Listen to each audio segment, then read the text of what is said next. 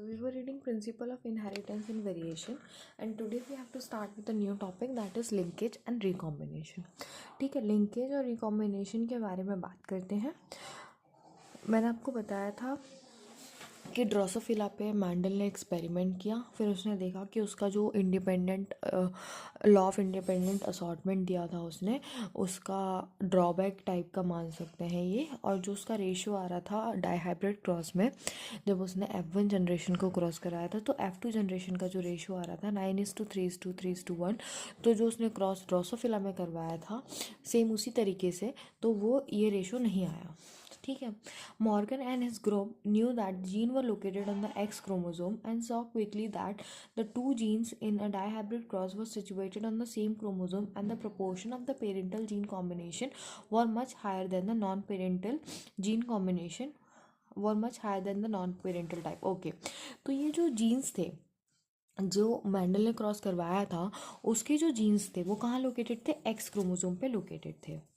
और वो जो था वो सेग्रीगेट क्यों नहीं किया?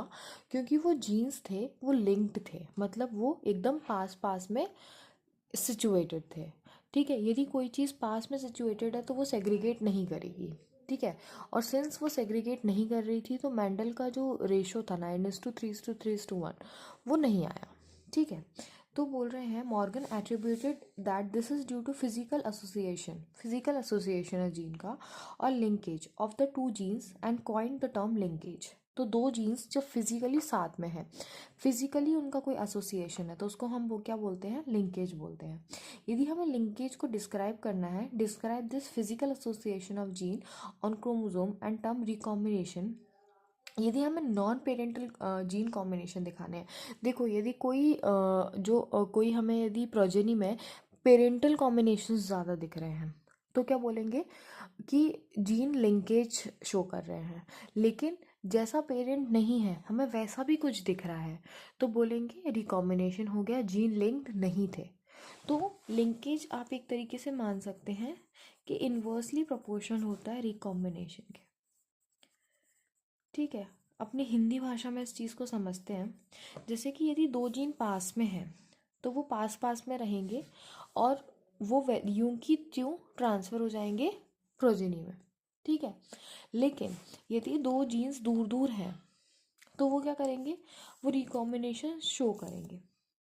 यदि दो जीन्स के बीच में डिस्टेंस ज़्यादा है तो वो लिंकेज शो करेंगे या रिकॉम्बिनेशन शो करेंगे?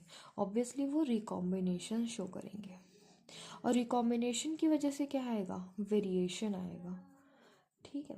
और यदि दो जीन्स के बीच की डिस्टेंस बहुत कम है तो वो क्या शो करेंगे? वो लिंकेज शो करेंगे. और लिंकेज की वजह से क्या आएगा? No variation. पेरेंटल टाइप के कैरेक्टर आएंगे. ठीक है. पढ़ लेते हैं एक बार, यही लिखा हुआ है ऑल दो. पढ़ लेते हैं क्या बोल रहे हैं. हाँ, यहाँ पे ना आपको एक रेशो मतलब एक मैथमेटिकल नंबर भी दिया गया है, वो आप एक बार ही देख लेना.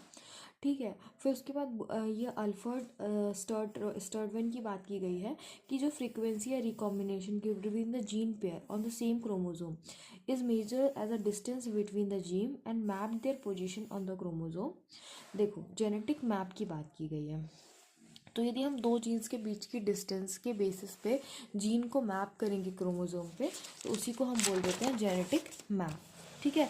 और जेनेटिक मैप्स जो हैं वो आजकल यूज़ किए जा रहे हैं for sequencing of whole genome as was done in human genome sequence. Human genome sequence में जेनेटिक मैपिंग का यूज़ किया गया. जेनेटिक मैपिंग कुछ भी नहीं है, दो जीन्स के बीच में कितना डिस्टेंस होगा उसके बेसिस पे जीन्स को एक क्रोमोसोम पे अरेंज कर देना. ठीक है. ओके. फिर हम पढ़ेंगे next topic, that is polygenic inheritance.